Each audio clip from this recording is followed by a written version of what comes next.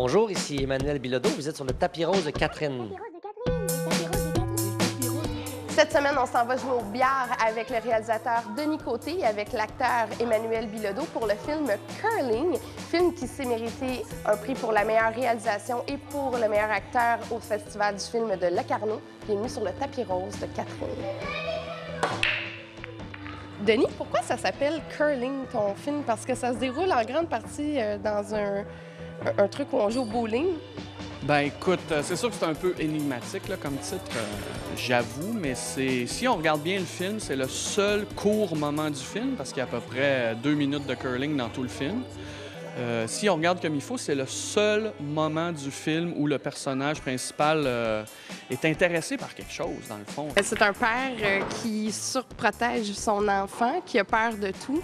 On a envie de l'haïr des fois, de le brasser. Oui. Quelle relation t'avais, toi, avec ton personnage? Je l'ai brassé une couple de fois. Non, mais c'est un gars aussi qui est en détresse profondément, en détresse psychologique, sociale, à tous les niveaux. Puis quand même, il aime sa fille, parce que j'étais plus fort que moi aussi de ne pas aimer ma fille. Tu sais, je l'aime au bout de ma fille dans la vie. Fait que, mais je trouve qu'il fait son possible dans la vie, lui, avec sa fille, avec les autres. Il fait son gros possible, mais il est limité en maudit comme capacité d'aimer puis de s'épanouir, il est limité.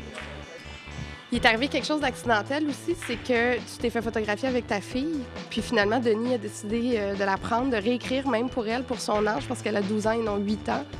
Et toi, tu n'étais pas trop enclin au début de peut-être faire jouer ta fille? J'ai jamais voulu que ma fille, enfant, soit une actrice enfant, qu'elle soit sur les plateaux de tournage. Pour moi, c'est vraiment un métier d'adulte, acteur. Tu es rémunéré, tu travailles des longues heures, c'est dur. C'est exigeant, c'est déstabilisant émotivement. Tu te fais donner des directions que tu n'es pas toujours capable de remplir tout de suite. Ça aurait pu être un cauchemar, ça aurait pu être difficile, ça aurait pu être qu'elle livre pas la marchandise, que le réalisateur, je sens, le moindrement qui aurait été frustré contre elle, je l'aurais senti. J'aurais défendu ma fille. Je serais mis à dos le réalisateur, l'équipe. Je risquais gros là-dedans. Je risquais un mois vraiment difficile et plate et malheureux. La qualité du film, moi, ça m'importait peu. C'était que ma fille soit heureuse, que moi, je sois heureux avec le réalisateur, puis que ça, c'était le minimum, puis ça s'est vraiment bien passé, tout ça pour nous. Et on ne fait pas, comme tu expliquais, ni la psychologie des personnages, donc ils n'ont pas de passé. On sent à peine un futur à ces personnages-là. Donc, tu travailles vraiment dans le moment présent. Je suis toujours au présent dans le film. Je lance une situation. C'est sûr que pour arriver à l'âge que le personnage a, c'est-à-dire 40-45 ans, il a certainement vécu des choses. Mais je peux pas passer 1h30 à faire des flashbacks. Donc, j'aime beaucoup travailler au présent et j'espère en retour que le spectateur, lui, fait un certain travail pour s'inventer une histoire, tu sais.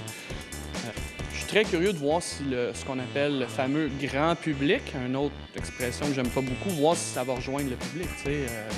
J'ai très hâte de voir ça, donc c'est pas clair encore. J'attends la sortie, tu sais. Quand un film est bon, c'est tellement facile d'être meilleur comme acteur. Moi, j'aurais pu faire le même jeu là, dans un téléroman quotidien, puis personne ne m'en aurait parlé. Là, on a beau être un bon acteur, il y en a plein de bons acteurs au Québec qui auraient pu jouer ça puis avoir un prix à Locarno. Parce que le film est bon, le dialogue est bon, la mise en scène est bonne, et dans ce temps-là, c'est magnifié. Tu penses-tu que les festivals que tu as fait ou que le film a fait vont aider à ça ou ça n'a aucune importance sur la vie du film au Québec? Bien, je pense pas que les gens courent voir un film en disant ce film-là passe dans les festivals parce qu'aujourd'hui, beaucoup de films québécois rejoignent le circuit des festivals. Si accidentellement, je me mets à faire beaucoup de box-office, ça va être un cadeau, ça va être un plus.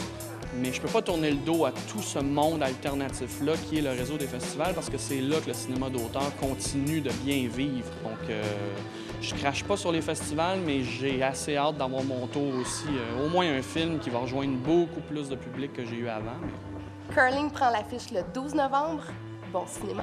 Il n'y a pas grand monde non plus qui savait qui était Denis Côté il y a 3 ans quand moi, il m'a approché par Facebook pour jouer dans son film. Je vais te dire qui c'est Denis Côté.